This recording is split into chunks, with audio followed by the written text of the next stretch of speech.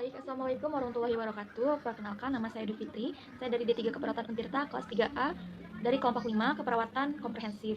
Di sini saya akan menjelaskan tentang asuhan keperawatan pada pasien luka bakar. Jadi, saat dilakukan pengkajian, didapatkan data Nyonya D berumur 36 tahun mengalami luka bakar dengan derajat perhitungan rule of 9 36% didapatkan dari tangan kanan, tangan kiri, dada, dan perutnya. Tampak adanya kemerahan dan bulai di luka. Nyonya D juga mengatakan merasakan panas di area luka yang terkena ledakan tabung gas.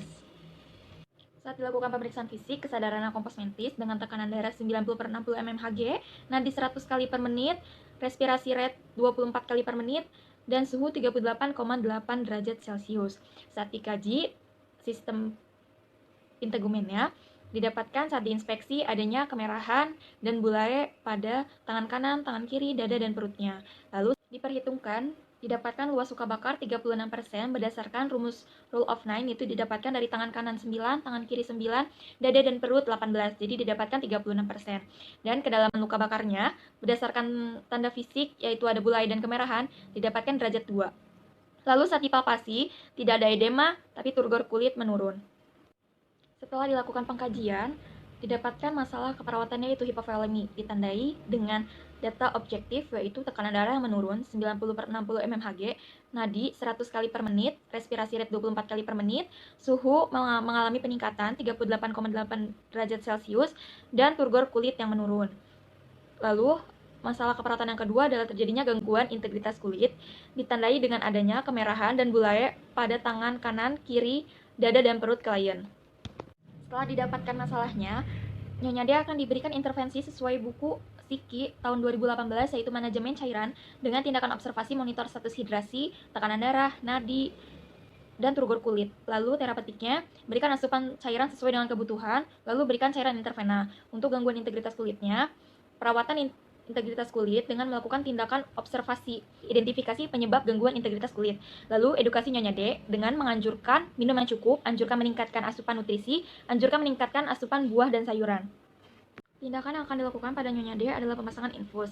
Pemasangan infus ini berfungsi untuk memenuhi kebutuhan cairan pada Nyonya D yang mengalami kekurangan cairan. Jadi alat-alat yang harus disiapkan adalah saat menyiapkan alat, pastikan ada tiang infus, cairan yang diperlukan, set infus, aboket, kapas alkohol, safety box, pengalas, tourniquet, plester, gunting, sarung tangan, dan bengkok.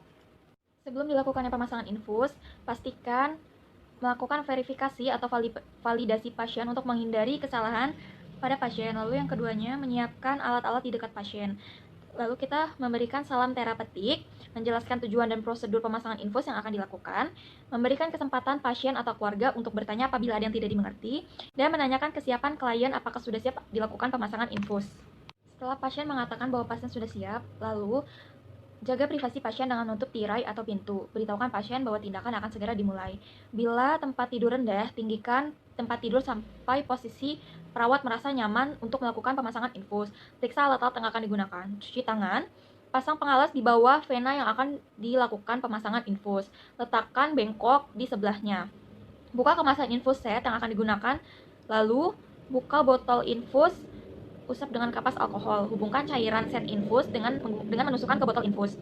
Pasang clamp roll di bawah bilik drip, ruang tetesan infus, dan clamp roll ke dalam posisi mati. Isi kantong drip setengah bagian, kemudian alirkan ke set infus untuk membuang udara yang ada pada set infus dengan cara mengalirkan cairan ke dalam bengkok dengan membuka clamp.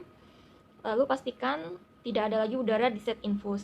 Setelah itu, buang jarum ke dalam safety box.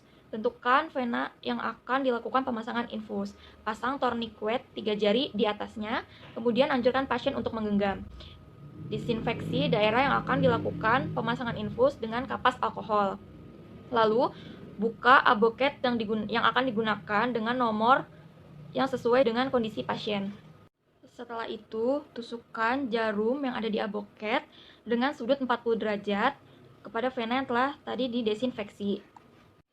Setelah ditusukkan, perhatikan keluarnya darah dari aboket. Jika darah keluar, lepaskan tourniquet dan genggaman tangan Nyonya D. Tarik keluar jarum dari aboket seraya menusukkan ke dalam vena. Tekan dengan ibu jari, kemudian sambungkan dengan infus.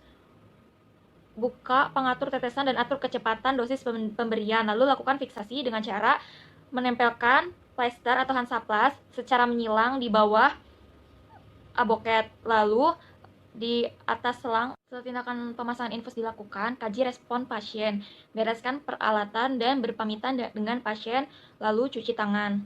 Jangan lupa dokumentasikan hasil respon pasien sebagai bukti bahwa tindakan telah dilakukan.